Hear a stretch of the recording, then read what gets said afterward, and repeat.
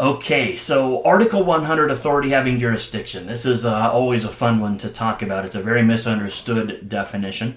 It's an organization, office, or individual that's responsible for enforcing the code.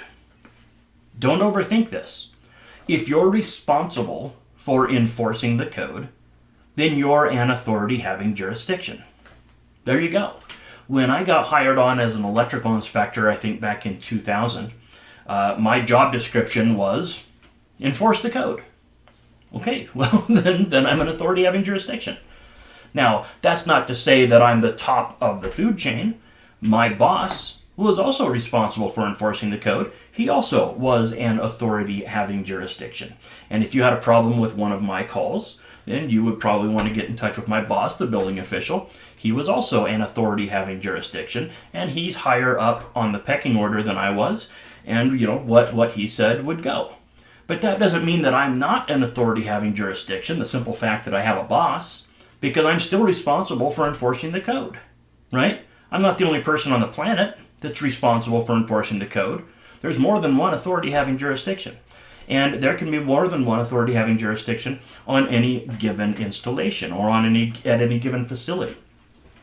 I love this picture here. Obviously, I didn't take this one, but, the idea of all these people wearing hazmat suits and then the guy, standing next to him like he's going golfing or something just cracks me up.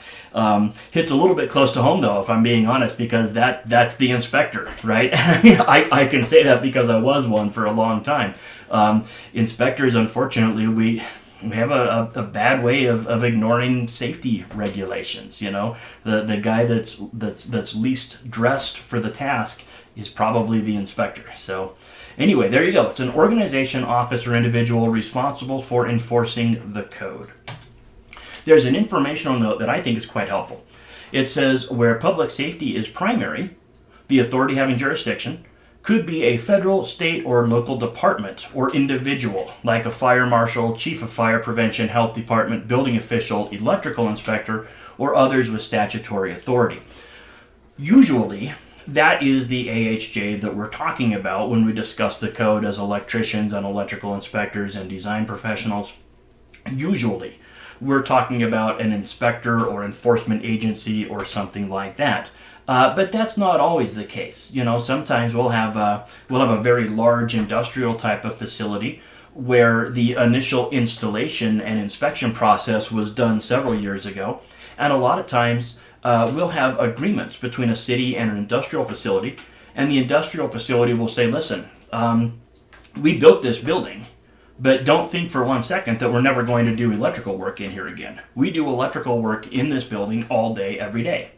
So you as a city, you're going to have to come out and do inspections every single day until the end of time.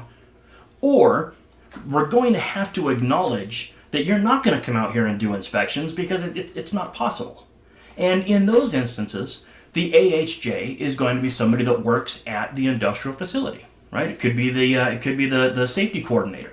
It could be one of the design professionals. It could be the lead electrician. It could be a host of different things. So again, in new construction in the built environment, usually it's the electrical inspector, the building official, maybe the fire marshal, something like that. But that's not always the case. Also, at government installations, the commanding officer or departmental official could be the authority having jurisdiction. I worked at a city called Draper City, Utah for, 13 years, I think, as an inspector. And there was one building in Draper that I always saw construction vehicles going in and out of, but I never once stopped at that facility. And the reason was, it was an Army depot. I had no jurisdiction there. It was federal land. I couldn't go onto that property and try to wave my authority around because I had no authority. That was not under my jurisdiction. I also taught at an Army depot in Alabama just a couple of months ago, and they had it was a huge facility, but it's federal, right? So who was the authority having jurisdiction on that? Ultimately, the commanding officer, but he or she kind of created a board of trustees that overlooked the entire facility. And in that application, that was the authority having jurisdiction. So sometimes the authority having jurisdiction is a little bit hard to pin down. Usually, though, For new construction, it's pretty easy. The inspector and his or her boss, including perhaps the Board of Appeals. So it's not necessarily just one person. The authority having jurisdiction can have a boss that is also the authority having jurisdiction.